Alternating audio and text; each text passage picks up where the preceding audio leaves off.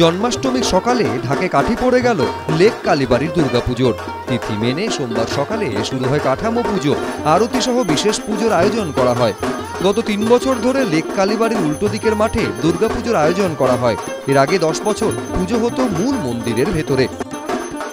শ্রী শ্রী চণ্ডীতে আছে ভগবতী পরাশক্তি দুর্গা জন্মাষ্টমীতে নন্দগোপের গৃহে যশোদার গর্ভে জন্ম নিয়েছিলেন।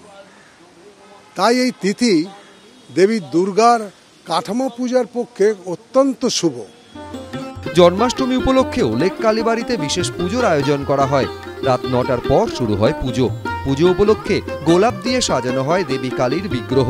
শ্রীকৃষ্ণের জন্মকালে চারিদিকে অরাজকতা, নিপীড়ন, অত্যাচার চরম পর্যায়ে পৌঁছেছিল।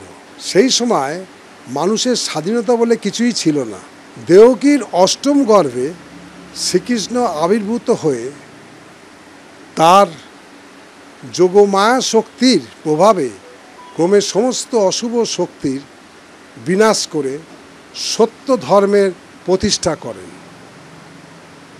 জন্মাষ্টমী তাই শ্রী ভগবান ও শ্রী ভগবতীর পূর্ণ আবির্ভাব উৎসব। জন্মাষ্টমীর পুজো উপলক্ষে শয়ে শয়ে ভক্ত মন্দিরে উপস্থিত হন সোমবার। অর্ণব মুখোপাধ্যায়, এবিপি আনন্দ, কলকাতা।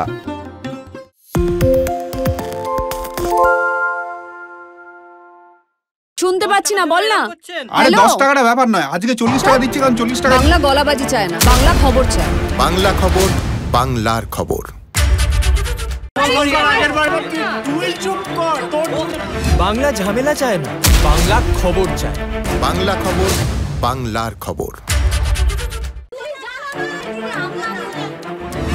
বাংলা চেঁচামেচি চায় না, বাংলা খবর চায়।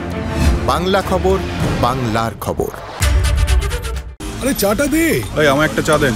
কি হলো আমারটা? বাংলা পক্ষপাত চায় না, বাংলা খবর চায়। বাংলা খবর, বাংলার খবর। সত্য অন্তহীন, সত্যের খোঁজও তাই, সত্য সন্ধানে তাই আমরা অক্লান্ত, অকুতভয়। এবিপি আনন্দ নতুন ভাবনার প্রতীক, যা মনে মুক্ত, তথ্যে যুক্ত এবং যাবতীয় সীমানার বাঁধন থেকে মুক্ত। সীমা না শব্দটির মধ্যে লুকিয়ে আছে মানা শব্দটি, যেন চোখ রাঙানি এক অদৃশ্য বেড়াজাল, যা আটকে রাখে আমাদের এক ছোট্ট গণ্ডির মধ্যে। একমাত্র সঠিক খবরই গড়ে তুলবে এক মুক্ত সমাজ। সেই জগৎ গড়ার লক্ষ্যে কোনো সীমানার ঠুকুটি আমরা মানব না।